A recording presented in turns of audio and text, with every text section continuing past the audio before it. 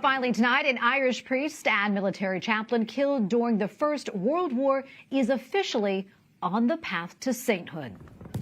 Father Willie Doyle served as a chaplain of the 16th Irish Division of the British Army during the First World War. He died from mortar fire in 1917 after rushing to the battlefield to rescue fellow soldiers. Father Doyle is also the subject of the EWTN docudrama Bravery Under Fire. Joining us now from Ireland is Father John Hogan, postulator for Father Doyle's cause. Great to be with you, Father. This really is exciting news. What else can you tell us about Father Willie Doyle? Father Willie Doyle is the most extraordinary man. Devotion to him has continued since his death in 1917. He was a man who, I suppose, sought to live a life of hidden holiness, serving God as a quiet priestly ministry as he'd hoped, but offering his life as a sacrifice for others, as he thought, in a hidden way. I say as he thought, but sanctity has a way of getting out and touching the hearts of others. He was originally from Dalkey in County Dublin. He became a Jesuit priest, and he served for a number of years on the mission team in Ireland and Britain. And then in 1915, when he saw many of the young men he was working with going to war, he wanted to go with them, to minister to them, to be with them, and of course, as they faced the horrors of war, to face them with them and to prepare those who were going to die to meet their Maker. He lived a life of extraordinary self-sacrifice, a man who had great gentleness, a very warm spirit and character, a great sense of joy and sense of humour, who basically brought Christ to those he met, both as a priest in his ministry in Ireland and Britain, and particularly on the battlefield, where he was Christ in the midst of the soldiers, supporting them, helping them, consoling them, and then at their end, preparing them to meet God. So he truly is an extraordinary man whose spirit, whose life, his message really continues to be strong. And anyone who reads his writings and comes to know him, they fall in love with him. They encounter his wonderful personality and his wonderful holiness.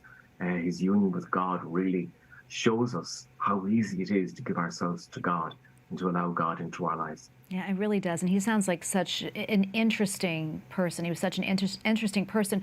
On one hand, exacting extraordinary penances on himself, and on the other, a little bit of a prankster, if you will. How did he keep his comrades in such high spirits? Well, he had a natural sense of humour.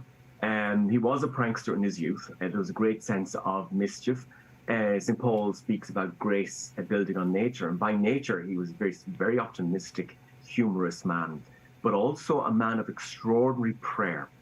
He would spend hours in prayer, sometimes whole nights, and he turned to the Lord. He gave his weaknesses, he gave his troubles and difficulties to the Lord, and in doing so, he planted himself on the Lord. So we find an extraordinary mixture of natural qualities and this supernatural relationship with God, and they bound together in his character and his ministry. So he was prepared to minister to those who needed him. I think that his confidence in the presence of Jesus, his confidence in the mercy of God, he was able to communicate that in the most extraordinary way. I think we speak about the authenticity of someone's character, and Father Willie was a truly authentic man, truly a man who lived his faith, and those who met him realized that what he was speaking about, what he was seeking to share with them, was no myth, no fable. He truly lived it and communicated it, and that inspired them. So it was a mixture of a number of things, Tracy. You know, a wonderful personality, a wonderful life of faith, a wonderful ability to communicate Christ to others. Yeah, and I understand in his final moments, Father Doyle, he rushed onto the battlefield to retrieve the bodies of his comrades in order for them to be buried properly, which is sort of an odd turn of events, given that he himself never got a proper burial. What can you tell us about that? Yes, he was killed at the Battle of Passchendaele on the 17th of August 1917. He ran out onto the front, which was not unusual for him. He was running all over the place during the battles to try and help people, to give last rites, to save soldiers.